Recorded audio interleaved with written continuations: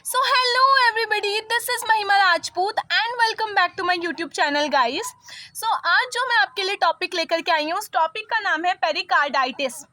आप पेरिकार्डाइटिस क्या होता है, आपने जब फर्स्ट ईयर में एनाटॉमी पढ़ी होगी हार्ट की, तो उसमें बताया गया है कि हार्ट की 3 लेयर होती हैं।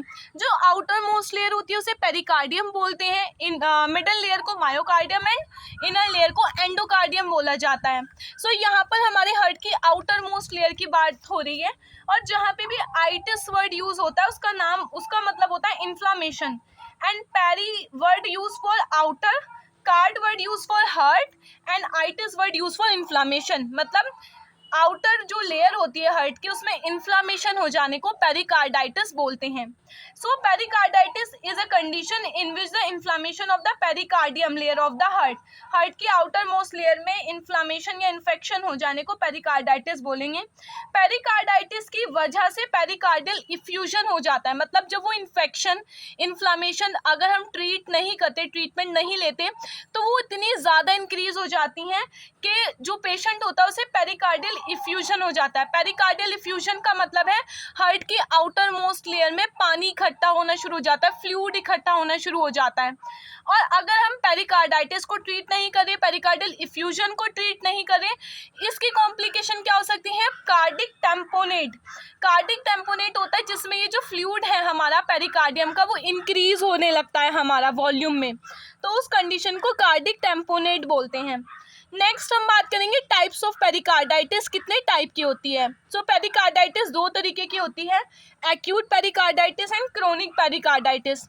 अगर मैं आपको जनरल टर्म में बताऊं, acute word use for short term के लिए। कोई भी बीमारी अगर हमें शॉर्ट टर्म के लिए हो रही है और हमने उस बीमारी का टाइम से इलाज करा लिया, तो वो एक्यूट होती है।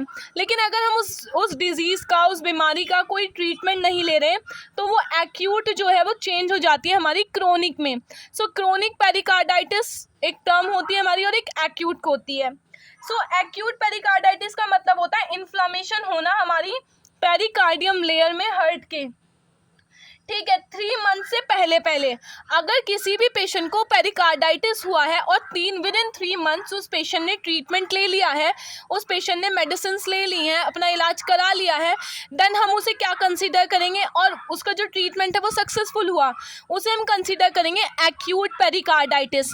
लेकिन वहीं अगर जो पेशेंट होता है वो बीमारी का इलाज नहीं कराता या फिर ट्रीटमेंट उस पर रिस्पॉन्स नहीं करा, जिसकी वजह से वो बीमारी 3 महीने से ज़्यादा बढ़ गई है, उस कंडीशन को क्रोनिक पेरिकार्डाइटिस बोलते हैं हम। सो क्रोनिक पेरिकार्डाइटिस क्या होती है? क्रोनिक पेरिकार्डाइटिस का मतलब होता है इन्फ्लामेशन हो जाना पेरिकार्डियम लेयर में, जो कि हमारे 3 महीने से ज़्यादा की होती है, वो क्रोनिक पेरिकार्डाइटिस होती है। तो अब हम बात करेंगे डायग्नोस्टिक टेस्ट की। मतलब ये जो हमारी अब हम बात करेंगे ईटियोलॉजिकल फैक्टर की, कि जो पेरिकार्डाइटिस हुआ है ये क्यों हुआ है, किस वजह से हो रही है ये इन्फ्लामेशन या इन्फेक्शन हमारी लेयर्स में हार्ट की। तो सबसे पहले आता है आइडियोपैथिक। इनका कोई कॉज हमें नहीं पता होता। Idiopathic word use for unknown cause, नहीं पता कि क्यों हो रही हैं हमारी ये बीमारियां। इसके अलावा ये हो सकती है किसी भी इन्फेक्शियस एजेंट की वजह से। अगर हमें कोई भी बैक्टीरियल इन्फेक्शन है, वायरल इन्फेक्शन है या फंगल इन्फेक्शन है, सो वो इन्फेक्शन अगर हम ट्रीट नहीं करें तो वो इतना ज़्यादा बढ़ जाएगा कि वो हार्ट की लेयर्स को अफेक्ट करने लगेगा। सो उस इन्फेक्शियस एजेंट की वजह से हो सकती है हमारी। इसके अलावा अगर पेशेंट को निमोनिया हुआ है, बैक्टीरियल निमोनिया, तो उस वजह से क्या होगा? पेरिकार्डाइटिस देखने के लिए मिलेगी, क्योंकि निमोनिया भी हमें बैक्टीरिया, वायरस या फंगस की वजह से होता है। और अगर वो निमोनिया नहीं ट्रीट किया गया, उसकी कॉम्प्लिकेशन पेरिकार्डाइटिस में चेंज हो सकती है। नेक्स्ट आता है हमारा एमआई के केस में। अगर किसी भी पेशेंट को मायोकार्डियल इन्फार्क्शन हुआ है, हार्ट अटैक की कंडीशन आई है किसी भी पेशेंट को, उस हार्ट अटैक को ट्रीट नहीं किया गया, या फिर उसकी कॉम्प्लिकेशन हमारी किस में चेंज हो सकती है? पेरिकार्डाइटिस में। इसके अलावा ट्रॉमा, कोई भी पेशेंट हमारा गिर गया, उसे किसी भी तरीके की इंजरी हो गई है चेस्ट पर, उस वजह से पेरिकार्डाइटिस हो सकता है। इसके अलावा रूमेटिक फीवर की वजह से, रूमेटिक हार्ट डिजीज़ की वजह से, टीबी की वजह से, अगर हम ट्यूबरक्लोसिस को ट्रीट नहीं करते, जो कि एक रेस्पिरेटरी डिसऑर्डर है, उसे ट्रीट नहीं करते तो उसकी वजह से हमें पेरिकार्डाइटिस हो सकता है। नेक्स्ट हम बात करते हैं पेरिकार्डाइटिस में पैथोफिजियोलॉजी की, कि पेरिकार्डाइटिस की क्या पैथोफिजियोलॉजी है।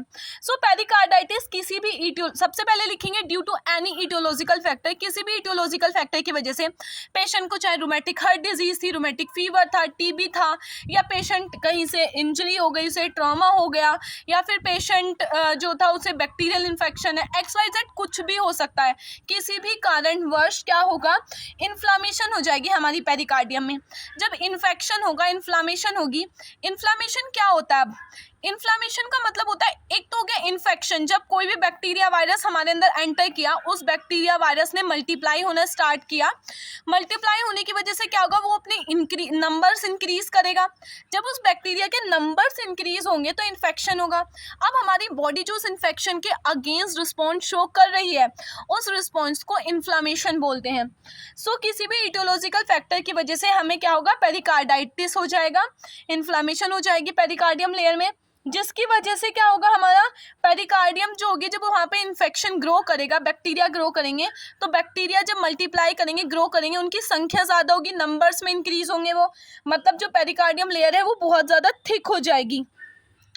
थिक होने के साथ साथ क्या होगी, क्योंकि वहाँ बैक्टीरिया बहुत ज़्यादा ग्रो कर चुके होंगे, जम चुके होंगे, सो इलास्टिसिटी डिक्रीज हो जाएगी उस चीज़ की, हमारी जो पेरिकार्डियम लेयर है उसकी इलास्टिसिटी डिक्रीज हो जाएगी, जिस वजह से क्या होगा, अब हमारा वहाँ पे बैक्टीरिया ग्रो करने लगे, मतलब गंदगी जमा होने लगी। इलास्टिसिटी मतलब हार्ट प्रॉपरली कॉन्ट्रैक्ट और रिलैक्स नहीं कर पा रहा, जिसकी वजह से हार्ट की जो मसल्स हैं, जो लेयर है, वो ख़राब होनी स्टार्ट हो जाएगी। ख़राब होने को क्या बोलते हैं मेडिकल टर्म में, कैल्सिफिकेशन होने लगेगा उस लेयर का हमारा, या स्कारिंग होने लगेगी, कैल्सिफिकेशन होने लगेगा हार्ट की लेयर का। अब जब वो वहाँ पे ख़राब होगी, कैल्सिफिकेशन होने लगेगा, सड़ने लगेगी, तो वहाँ पर एक फ्लूइड हमारा जो है, फ्लूइड बनने लगेगा हमारा, ठीक है, जिसे हम क्या बोलते हैं, पेरिकार्डियल फ्लूइड इंक्रीज हो जाएगा। पेरिकार्डियल जब फ्लूइड इंक्रीज हो जाएगा तो हम मतलब क्या हो गया, पेरिकार्डियल फ्लूइड, पेरिकार्डियल इफ्यूजन हो जाएगा। पेरिकार्डियल इफ्यूजन होने की वजह से हार्ट प्रॉपर्ली कॉन्ट्रैक्ट रिलैक्स नहीं करेगा। क्यों? सबसे पहले तो वहाँ बैक्टीरिया ग्रो हो रहा था, बैक्टीरिया ग्रो हुआ तो हुआ, उसने सारी लेयर को क्या कर दिया, खराब कर दिया, इन्फेक्टेड कर दिया, कैल्सीफाइड कर दिया, ऊपर से वहाँ पे फ्लूइड भी ज़्यादा बनने लगा, तो हार्ट के कॉन्ट्रैक्ट रिलैक्सेशन में दिक्कत आएगी। क्योंकि हार्ट तो भाई नॉर्मल जो हार्ट होगा वो जितना स्पेस ले रखा है, हार्ट के लिए जितना स्पेस हमारी बॉडी में है उतने ही स्पेस में वो कॉन्ट्रैक्ट रिलैक्स करता है। अब वो स्पेस क्या हुआ, अब वो स्पेस हमारा डिक्रीज होना शुरू हो गया, क्योंकि वहाँ बैक्टीरिया ग्रो हुए, बैक्टीरिया ने अपनी जगह ली, फ्लूइड बनने लगा तो फ्लूइड्स ने अपनी जगह ली, तो हार्ट प्रॉपर्ली कॉन्ट्रैक्ट रिलैक्स नहीं कर पा रहा है हमारा, जिसकी वजह से कार्डिक आउटपुट डिक्रीज हो गया। मतलब कॉन्ट्रैक्शन और रिलैक्सेशन प्रॉपर हार्ट का नहीं हो पा रहा, मतलब हार्ट के फंक्शंस डिटोरेट हो रहे हैं, हार्ट के फंक्शन खराब हो रहे हैं, जिसकी वजह से कार्डिक आउटपुट डिक्रीज हो रहा है, और जो हमारा ब्लड है वो प्रॉपर हमारी बॉडी में सप्लाई नहीं हो पा रहा। अब जब प्रॉपर बॉडी में सप्लाई नहीं हो रहा हमारा जो ब्लड है, और हार्ट प्रॉपर काम नहीं कर रहा, तो हार्ट फेलियर हो गया। मतलब हार्ट फेलियर का मतलब होता है जब हार्ट अपना काम प्रॉपरली नहीं करता। नेक्स्ट हम बात करते हैं हमारे क्लिनिकल मैनिफेस्टेशन, मतलब क्या क्या साइन एंड सिम्टम्स आते हैं इसके। सबसे पहला जो साइन एंड सिम्टम आएगा वो आएगा पेरिकार्डाइटिस। पेरिकार्डाइटिस के जो पेरिकार्डाइटिस का सिम्टम होगा सबसे पहले वो एसिम्टोमेटिक होता है, मतलब ये साइलेंट डिजीज भी हो सकती है जो कोई सिम्टम शो नहीं कर रही। इसके अलावा मोस्ट ऑफ द सिम्टम में चेस्ट पेन होता है हमें, ठीक है। ये जो पेन होता है ना, ये सांस लेने पे होता है हमारा, जब पेशेंट ब्रीथ कर रहा होता है उस टाइम पे होता है। और ये पेन क्लाविकल बोन, जो हमारी कॉलर बोन होती है वहाँ से होता है, वह हमारी नेक में, और लेफ्ट स्कैप्यूलर रीजन, मतलब लेफ्ट हैंड साइड, क्योंकि हमारा हार्ट लिटिल थोड़ा सा ज़्यादा लेफ्ट की तरफ होता है, इसीलिए कह रहा है लेफ्ट स्कैप्यूला, मतलब ये जो पीछे की हमारी शोल्डर की बोन होती है, स्कैप्यूला बोन, इस तक रेडिएट होता है हमारा पेन। इसके अलावा पेशेंट को बहुत ज़्यादा डिस्कम्फर्ट देखने के लिए मिलता है हमारा। इसके अलावा पेशेंट को क्या होता है, बैठने में उठने में बहुत दिक्कत होती है, डीप ब्रीथिंग वो नहीं कर पाता। जब भी इन्फेक्शन, आपको पता ही है, जब भी इन्फेक्शन होता है तो सबसे पहला सिम्टम जो होता है हमें फीवर का देखने के लिए मिलता है। तो पेशेंट को फीवर होगा, अनीमिया होगा। अनीमिया क्यों होगा? क्योंकि कार्डिक आउटपुट डिक्रीज हो गया है पेशेंट का। पेशेंट का जो हार्ट है वो प्रॉपरली ब्लड नहीं फ्लो कर रहा है, तो कार्डिक आउटपुट डिक्रीज होने की वजह से अनीमिया हो गया पेशेंट को, उसके WBC काउंट इंक्रीज हो सकते हैं। मतलब जब भी इन्फेक्शन होगा हमारी बॉडी तो ऑब्वियस सी बात है रिस्पॉन्स शो करेगी, एंटीबॉडी बनाएगी। और एंटीबॉडी कौन सी बॉडीज बनाती है हमारी बॉडी में? वाइट ब्लड सेल्स बनाती है, हमारी फाइटर सेल्स होती हैं वो। So white blood cells increase हो जाएंगी। कफ होगा पेशेंट को, हिचकफ, बार बार हिचकियाँ आएंगी पेशेंट को। अब हिचकियाँ क्यों आती है पेशेंट को? हिचकियाँ इसलिए नहीं आती कि कोई हमें याद कर रहा है, हिचकियाँ इसलिए आती है पेशेंट को क्योंकि जो डायफ्राम होते हैं, हमारी जो मसल्स होती है, हमारी क्या कहते हैं, हमारी चेस्ट और हमारा जो एब्डोमेन होता है उसको जो सेपरेट करती है, हमारी एब्डोमिनल कैविटी और थोरेसिक कैविटी को जो सेपरेट करती है हमारी लेयर, हमारी मसल, उसे डायफ्राम बोलते हैं। तो वो डायफ्राम जब इरिटेट होगा उस वजह से पेशेंट को हिस्कअप होगा, डिस्निया होता है पेशेंट को, है ना। इसके अलावा डिफ्यूजन, मतलब जो फ्लूइड होता है वो इंक्रीज हो जाता है हमारा। ये सारे सिम्टम देखने के लिए मिलते हैं।